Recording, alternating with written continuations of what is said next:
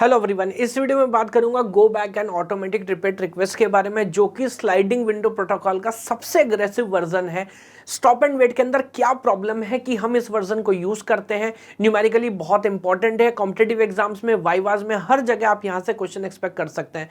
तो इस वीडियो के अंदर A to Z सारी डिटेल में मैं जानना चाहूंगा, स्टेप बाय स्टेप क्या प्रॉब्लम है, उसको कैसे रिजॉल्व करता है, एफिशिएंसी कैसे इंप्रूव होती है, सीक्वेंस नंबर बहुत इंपॉर्टेंट है, सीक्वेंस नंबर का एग्जैक्टली क्या रोल होगा, और न्यूमेरिकल एनालिसिस के लिए कैसे आप एफिशिएंसी का इंप्रोवाइज न्यू फॉर्मूला डिराइव कर सकते हैं। A to Z सब कुछ कंप्लीट करने वाला गो बैक एंड के अंदर, theory and numerically last video, first and last video होगी, तो मजा आने वाला है। तो चलिए दोस्तों, सबसे पहले समझते हैं कि भाई स्टॉप एंड वेट के अंदर प्रॉब्लम क्या है और ये गो बैक एंड की क्या कहानी है, कैसे उसका इंप्रूव वर्जन है। तो जो लास्ट वीडियो में हमने समझा था ना, जो आइडिया है, अगेन एक पार्टी हमारे पास सेंडर है, एक पार्टी हमारे पास रिसीवर है, और प्रॉब्लम क्या हो रहा है, एक फ्रेम आप भेज रहे हैं और फिर बस आराम से बैठे हुए हैं और इंतजार कर रहे हैं उसका, जब तक एक्नॉलेजमेंट नहीं आएगा तब तक आप अगला फ्रेम नहीं भेजने वाले। तो स्टार्टिंग आइडिया के लिए तो ये वर्जन बिल्कुल अच्छा लगता है, लेकिन आम तौर पे अब सोचो कि आपके पास अच्छी खासी बैंडविड्थ है ना, 100 Mbps का कनेक्शन है, 500 1 Gbps का कनेक्शन, एक एक बार में एक एक फ्रेम भेजोगे, एक्नॉलेज करोगे, तो डजंट मेक सेंस। हम अपनी बैंडविड्थ का, है ना, हमारे पास जो टोटल स्पेस अवेलेबल है, हमारे पास जो स्पीड अवेलेबल है, उसका ज़्यादा इस्तेमाल करना चाहते हैं। तो क्या करें, एक लेवल के बाद ऑब्वियसली दिमाग ऐसे ही काम करेगा, यार एक फ्रेम भेज के क्यों रुक रहे हो, तो एक काम करो, एक फ्रेम भेजो, आगे बढ़ो, और एक फ्रेम और भेज दो। उसके बाद नहीं सर, पहले वाले का भी एक्नॉलेजमेंट नहीं आया, कोई बात नहीं, भेजते रहो, एक भेजो, फिर एक और भेजो, फिर एक और भेजो। तो आइडिया इज, पहले अब वो कितना भेजेगा वो डिपेंड करता है कि उस सिस्टम में एफिशिएंसी कितनी आपको चाहिए और आपके पास कितनी स्पीड का इंटरनेट कनेक्शन है, कितना बैंडविड्थ है। लेकिन बेसिक आइडिया यही है कि एक फ्रेम के एक्नॉलेजमेंट से पहले अगर मैं अगला फ्रेम भेज देता हूं, then that is basically go back an idea, है ना। हालांकि एग्जैक्टली चीजें यहां पर कैसे चलेंगी, आइए एक एक करके ऑब्जर्व करते हैं। पहले आइडिया देखिए। अगेन पहली बात, क्योंकि मैं एक बार में एक से ज्यादा फ्रेम भेज रहा हूंगा, क्या इस बार 0101 में मेरा काम चल जाएगा? जी नहीं, ऑब्वियसली मुझे एक बड़ा सीक्वेंस नंबर चाहिए। तो आमतौर पे होता क्या है, मैं ये मान के चलूंगा कि मेरा जो सीक्वेंस नंबर है M बिट्स का है, और ये ऑब्वियसली कोई स्टैंडर्ड नहीं है। कोई सिस्टम हो सकता है बोले कि मेरे लिए 4 बिट ही बहुत है सीक्वेंस नंबर के लिए, कोई सिस्टम हो सकता है बोले मेरे को 10 बिट भी कम पड़ रहा है। लेकिन CSIT के आप स्टूडेंट हो, जितनी बिट्स हम लेंगे सीक्वेंस नंबर में, टोटल कितने सीक्वेंस नंबर जनरेट होंगे? ऑब्वियसली 2 का पावर m, जिसमें 0 से कहां तक जाने वाले हैं, 2 की पावर m-1 तक। जैसे एक बेसिक एग्जांपल जो लेते हैं, जो स्टैंडर्ड है आमतौर पे, अगर मान लीजिए m की वैल्यू हमने ले ली 4, 2⁴, तो टोटल कितने सीक्वेंस नंबर जनरेट हुए? 15।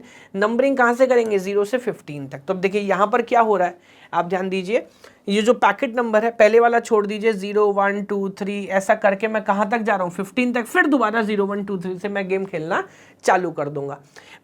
मेरे को ज्यादा सीक्वेंस नंबर की जरूरत कब पड़ेगी? जब मैं एक बार में ज्यादा से ज्यादा पैकेट भेजना चाहता हूं। यहां पे भी होगा क्या, एग्जैक्टली ऐसा क्यों रहा है मैं आपको समझाऊंगा, बट टोटल 2 की पावर m कॉम्बिनेशंस में से 2 की पावर m-1 कॉम्बिनेशन किसको मिलेंगे? सेंडर को, यानी कि ये उसका विंडो का लेंथ होगा, और रिसीवर को सिर्फ एक मिलेगा। वो क्या लॉजिक है वो भी समझते हैं। देखो हुआ ये, मान लो कि अब ये पे क्या दिखा रहा है आपको, 0 फ्रेम नंबर 0, फ्रेम नंबर 1 2 3 4 5 6, क्या ये सारे के सारे फ्रेम हम भेज चुके हैं? जी हाँ। Frames being send but not acknowledge, outstanding frame है, यानी कि ये हमने सेंड तो कर दिए बट अभी किसी का भी एक्नॉलेजमेंट हमें नहीं आया। कोई बात नहीं, आ जाएगा। अभी तो हम बैक टू बैक एफिशिएंसी पे ध्यान दे रहे हैं ना। आमतौर पर कहाँ इसका इस्तेमाल करते हैं? जहाँ पे जो मीडियम हो काफी रिलायबल हो, एरर होने के चांसेस कम हो। तो हमने फ्रेम भेज दिया, हम वेट कर रहे हैं, कुछ समय के बाद एक्नॉलेजमेंट आ ही जाएगा। कुछ और नंबर हैं जो भी खाली हैं, ये हम चाहें तो भेज सकते हैं, बट अभी हम क्यों नहीं भेज रहे? क्योंकि हमें ऊपर वाली लेयर से डेटा ही नहीं मिला। But obviously data link layer data generate थोड़ी कर रहा है, नेटवर्क लेयर से डेटा आ रहा है, उसको मैं फ्रेम में असेंबल कर करके भेज रहा हूं। तो ये क्या बोल रहा है, देखो ये बोल रहा है frame that can be send but not received from the upper layer. अभी भेजा जा सकता है लेकिन ऊपर वाली लेयर से नहीं आया, तो दैट इज ओके। तो फिलहाल मान लो मेरी एफिशिएंसी खाली पड़ी है, 7 से 14 तक मैं भेज सकता हूं। अब यहां प्रॉब्लम क्या है, मजा क्या है, रिसीवर जो है, तो एक तरीके से ये टोटल मेरा विंडो हो गया, है ना। मैं इतने विंडो में भी काम कर सकता हूं। मान लो फॉर एग्जांपल कि ये फ्रेम भी अवेलेबल हो जाए, तो मैं 7 भेज दूंगा, ये 8 9 10 11 12 13 14 तक मैं भेज सकता हूं, है ना, उसके आगे 15 0 क्यों नहीं भेज सकता?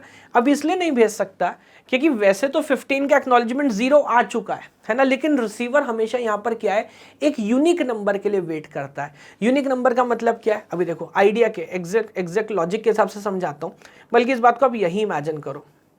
यस, इस बात को यही इमेजिन करो, मान लो मैंने 1 2 3 4 5 6 भेजा है ना, और यहाँ पर रिसीवर बैठा है, वही सीक्वेंस में वो भी एक्सेप्ट करेगा।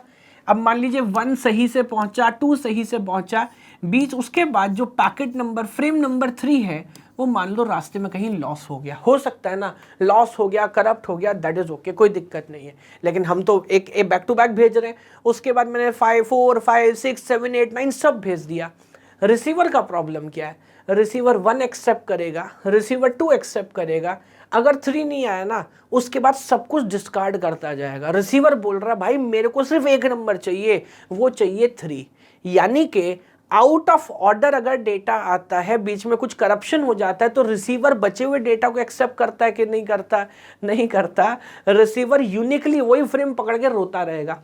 तो मान लीजिए 0 ही करप्ट हो गया फॉर एग्जाम्पल, है ना, हमने भेजा 0 करप्ट हो गया, तो उसके बाद हालांकि हम 1 2 3 4 5 6 सब भेज चुके हैं, रिसीवर को कुछ समझ नहीं आना, बोल रहा मेरे को 0 चाहिए। अब होगा क्या?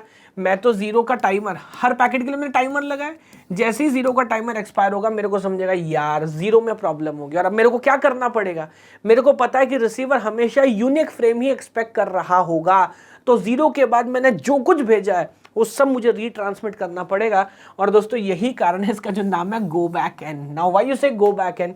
You go back and then you retransmit everything because the receiver is always expecting a specific frame, है ना। तो एग्रेसिव तो ये बहुत है, बैक टू बैक भेजा जा रहा था, लेकिन अगर आपने इसे ऐसी जगह यूज कर लिया इस आइडिया को जहां पर एरर होने के चांसेस बहुत ज्यादा है ना, तो ये गड़बड़ करेगा, क्योंकि आपको फिर दोबारा लास्ट तक जाना पड़ेगा एंड देन यू नो पूरा का पूरा पार्ट पूरा ट्रांसमिट करना पड़ेगा, है ना।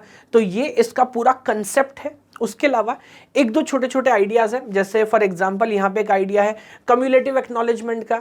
अब आपके पास बैक टू बैक फ्रेम आए जा रहे हैं, 0 आया, जस्ट उसके पीछे 1 आया, 2 आया, 3 आया, मान लीजिए फिलहाल 4 5 6 ये सब लगभग एक साथ आ गए। तो आप क्या करेंगे? बजाय इसके कि हर एक फ्रेम को इंडिविजुअली एक्नॉलेज करिए, सीधे एक्नॉलेजमेंट भेजिए पैकेट नंबर 7 के लिए।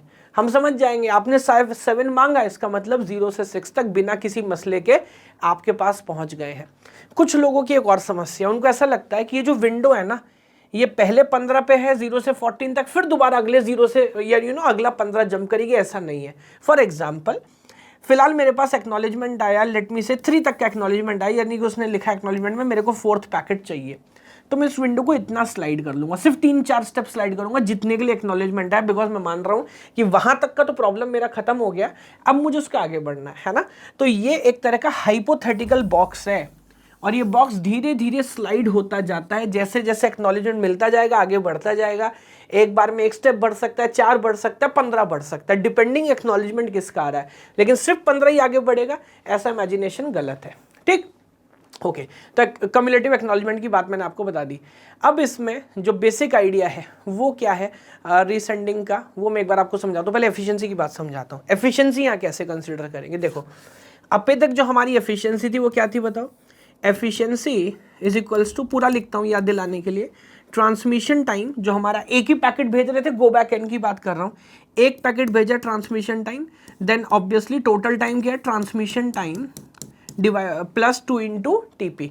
एक पैकेट के जाने का जो टाइम है लाइन पे उतारने में, सेंडर ने बस उतना काम किया, और टोटल टाइम कितना हुआ? वो पैकेट लाइन पे आया, फिर वो पूरा ट्रैवर्स करके आगे गया, और फिर वो वापस आया। ये एक बेसिक कहानी हुई। लेकिन इस बार आपको क्या ध्यान रखना है? एफिशिएंसी बेटर कैसे होगी? क्योंकि गो बैक एन के अंदर मैं एक बार में एक ही पैकेट भेज सकता हूं क्या? नहीं, मैं एक बार में उतने पैकेट भेज सकता हूं जितना मेरा विंडो का साइज है, इजंट इट? तो कैन आई से now this time this transmission time must be multiplied with window size. हाँ, अब आप सोचेंगे नीचे में मल्टीप्लाई करना है क्या? नहीं, क्योंकि मैं वेट तो मेरे को तब करना है ना जब एक पैकेट गया और वो वापस आया, मुझे सिर्फ तब तक का इंतजार करना है। जैसे एक्नॉलेजमेंट आएगा मैं फर्दर भेज सकता हूं, लेकिन अब मैं क्योंकि एक बार में एक से ज्यादा पैकेट भेज सकता हूं तो मैं यूज हो पा रहा हूं। ऐसे समझो, एक फ्रेम भेजा, अब वो जा रहा है, मैंने एक और भेज दिया, एक और भेज दिया, एक और भेज दिया, एक और भेज दिया, एक और भेज दिया, मैं भेजते जा रहा हूं, और उसका एक्नॉलेजमेंट वापस आया। है ना। तो मेरे को टाइम तो एक ही पैकेट का लेना पड़ा, लेकिन यूजफुल टाइम ज़्यादा हो गया कि मैं मल्टीपल पैकेट्स ट्रांसमिट कर पा रहा हूँ। इसको फर्दर इम्प्रोवाइज करेंगे, जो हमने टी से ऊपर नीचे दोनों को डिवाइड किया था, तो ये फिर फॉर्मूला आपको कैसा नजर आएगा, ये ऐसे ही ऊपर से बचेगा window size divided by 1 + 2 TP by TT, और TP बाई TT को हम पहले से क्या लिखते हैं, अल्फा। लास्ट वीडियो में ऑलरेडी सब डिस्कस किया है, और आमतौर पे इस फॉर्मूला को यूज़ करते हैं कि सर एफिशिएंसी 100% चाहिए, तो ये क्या हो जाएगा, रेशियो में 1 हो जाएगा। अब इसको क्रॉस मल्टीप्लाई करेंगे तो ये फॉर्मूला चेंज होकर क्या बनेगा, ये बोलेगा window size is equals to, इसमें मॉड लगाइए बल्कि, window size is equals to 1 + 2 alpha, है ना। Now that is the formula. Again वो सब बात मानते हुए कि processing delay, queuing delay, acknowledgement का ट्रांसमिशन टाइम, वो सब इग्नोर्ड है। इसके बाद आपके पास विंडो साइज आ जाएगा। फॉर एग्जांपल हमें समझ आ रहा है कि यार अगर किसी बैंडविड्थ को टोटल यूटिलाइज करना है ना भाई, तो मान लो कि मेरे पास 70 पैकेट्स भेजने की कैपेसिटी होनी चाहिए एक के बाद एक।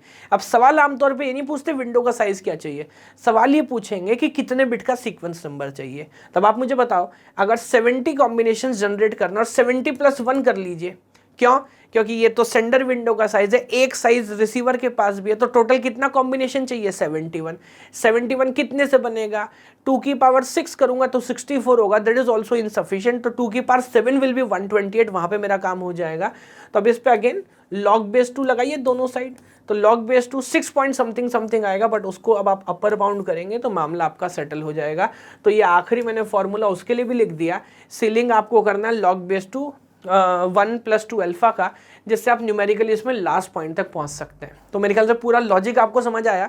स्टॉप एंड वेट को हमने कैसे इंप्रूव किया, एफिशिएंसी के हिसाब से हम इसे कैसे रिजॉल्व कर पा रहे हैं, और कौन कौन से नई इंप्रूवमेंट है गो बैक एंड के अंदर। लेकिन गो बैक एंड को गो बैक एंड क्यों कह रहे हैं, इसका प्रॉब्लम क्या है, रिसीवर को एक ही फ्रेम मांगता है, स्पेसिफिक फ्रेम। अगर वो आपने नहीं दिया, उसके आगे कुछ भी देंगे तो रिसीवर उस बात को डाइजेस्ट नहीं करने वाला, उसको डिस्कार्ड कर देने वाला है। यस, चलिए, तो अब वीडियो अच्छी लगी होगा लाइक करिएगा, कमेंट करिए, बेल आइकन दबाइए, ताकि रीसेंट लेटेस्ट नोटिफिकेशंस डेली आपको मिले। लगभग डेली हम एक वीडियो अपलोड करते हैं, और भगवान आप सभी को खुश रखे।